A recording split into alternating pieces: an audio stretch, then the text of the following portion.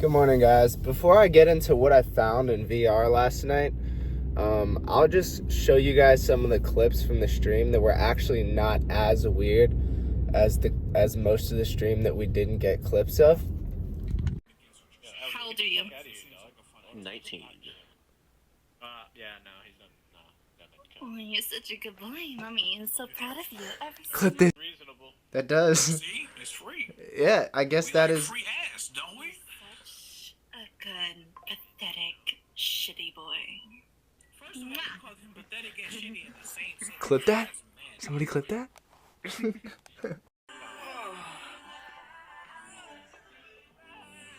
this is too much. I gotta go. Like beam, destroy wouldn't get me. A 9 to 5 fly ass hop.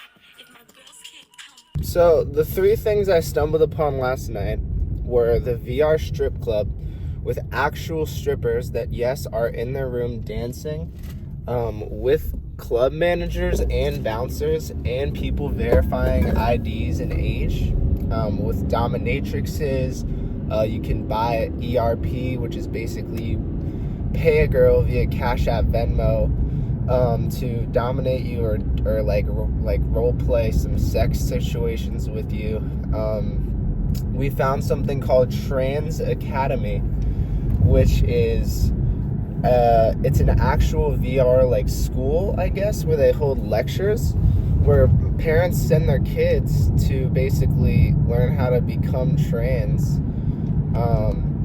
And like I guess some of the topics are like how to change your voice, how to identify a bigot, other shit like pronoun stuff, and like these are like kids in these lectures, and there's like people lecturing to them in VR. So there's that. We got invited to a secret like strip club, 18 plus. Which was like super exclusive, where people were getting drunk they're in real life and then going to these VR like strip clubs and getting danced on and shit. And then we also went to the VR bars where people were drunk as fuck in real life with a VR headset on. And I'll get into each of those a little bit more. So I'll start with the VR strip club because that one was kind of eventful. We get in there. One of the girls / managers kind of tells us the rundown. She's like, well, you got to join this Discord group, and we hold events. There's NSFW where the avatars are fully naked and you pay people to like suck you and like fuck you and shit and dominate you and all this shit. And they're girls. We just have a regular dance party, and these are people with full body tracking that are girls that actually like dance on you, and they dance on the poles and shit like that. And the bouncers can kick you out at any time. There's like all these rules and shit. And there was this guy walking around who liked to get dominated, and this girl was just dominating him, and he was like, oh, thank you. And so I went around the strip club asking people, like, hey, like, how often do you come here? One guy said every other day. He's like, yeah, dude, this is better than a real strip club, bro. It's way less money, man. I love coming. You get to see ass getting shaken. And I'm like, oh, okay. Another guy, I go up, he's in the corner. I go up to him, I try to talk to him. I guess he left his mic on. And I just hear him like, while the girls are dancing on the thing. So he was jacking off, and they just left the world. A lot of people were jacking off like with their mics off, just watching the girls, who maybe might be guys. Like who really fucking knows? I mean, holy shit. So that was kind of crazy. Then I got invited to the secret club where there was an actual dress code. And your avatar has to basically, have a certain attire before they'll let you in. So there was that. Then, like, there's this host guy who was giving rules, and he was drunk as shit. Everyone in there was drunk and, like, cuddling people. It was really weird. And this guy was the host, and he was like, yeah, I had family obligations today, but I took off time for my friends and family to be here to host this event for you guys tonight. We're calling the girls, texting them, making sure they come on tonight. Yeah, so he was yapping. He was like, no recording of any kind. And please don't touch the girls unless they want to be touched. So like, yeah, that was I mean, shit, just watch the stream. That was also probably the biggest our stream has ever got. We got up to about 140 viewers, which is actually insane. Okay, so then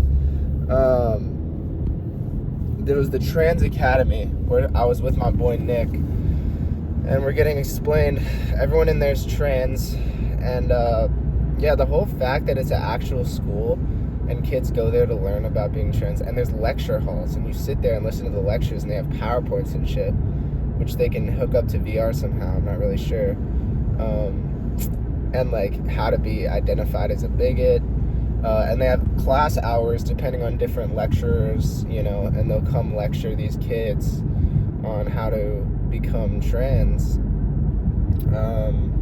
So there's that. And I learned about how people make money. So these strippers are making real money. People will pay them like $30 for every 15 minutes of like dancing or something. Or like ERP role play. And so some of these girls make so much money that they don't have real jobs. They're actually just VR strippers and like ERPers and like dominatrixes. And sometimes it's just a therapy session. So sometimes guys will pay these girls to just like talk to them about their problems, you know, stuff like that. And the last thing I learned about last night was avatars. So avatars, basically, people make these avatars, and, you know, they call, like, to get a rare one is how people talk to you because it's more attractive and it's, like, better looking. And that's kind of like your... Sync has connected your... That's kind of like your social status, and some people won't even talk to you unless you have this super cool, rare avatar that you bought with real money. Because you're seen as, like, a second-class brokey.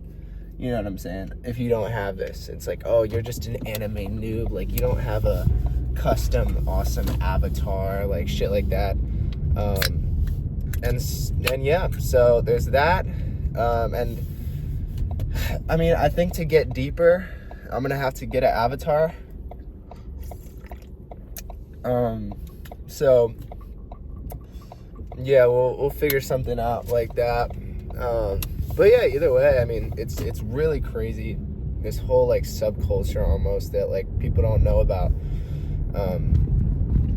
And honestly though, while I am like sharing a lot of bad to it, I think there is some positives, if I'm being honest, like a lot of positives. I think for people that like maybe can't get out, I think during COVID is when this got really popular, because people couldn't socialize outside of their house. It's like it becomes something where I think we're looking, like I'm looking at it weird now, but I think what happens to people is like everyone starts in a way where it's like, this is weird as fuck, and you just get super desensitized, and you like slowly like start blending in kind of thing, and this just becomes like, you know, normal shit.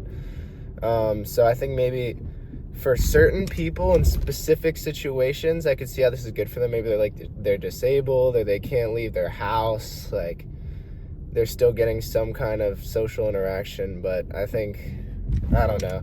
I mean, what I'm thinking about is like the future, right? VR is still so small and like primitive. Imagine when VR becomes mainstream and it becomes as good as like SAO, not Full Dive, but still like, our kids won't have any social interaction. They'll be getting e-sucked every day, and they'll see all their friends on VR, and no one will ever talk to each other ever again. So that's where the future's headed, guys. And I am going to keep seeing how deep the rabbit hole goes. And eventually I want to like put together like a well-put documentary of my findings because I don't know, I feel like it's not super known about how deep it goes, you know, and I think there's a lot of predators and shit on there too, which I don't really want to find, but I think that's like a whole thing. So yeah, anyway, I hope you guys are having a great day.